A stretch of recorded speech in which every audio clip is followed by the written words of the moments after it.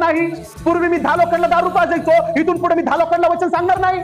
Praise the Lord. पूर्वी मी 10 लोकांसंग निंदा करायचो, त्याच निंदकांच्या बैठकीत बसून मी येशूचं नाव उंच करू शकत नाही. ऐकताय तुम्ही? जे मेले त्यांना ऐकू येत नाही, जे जिवंत आहेत ते आज ऐकतील. हालेलुया. Praise the Lord. समजते तुम्हाला? सत्य तुम्हाला कळलं आणि देव लवकर स्वतंत्र करेल.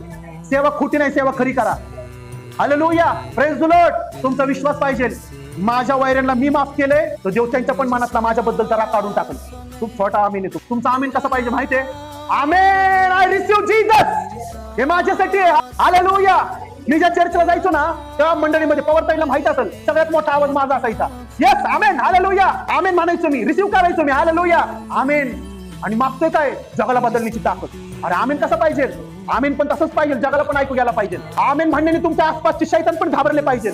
अरे हे आमेन म्हणलंय, असंच हो, मग आता ह्याच्या संग मी काय करू? जेव्हा तुम्ही आमेन म्हणता ना, शैतानाच्या हातावर लगेच पडतात. आणि जेव्हा तुम्ही आमेन म्हणता ना, स्वर्गातला हात तुमच्यासाठी खाली येऊन काम करतो. हालेलुया. Praise the Lord.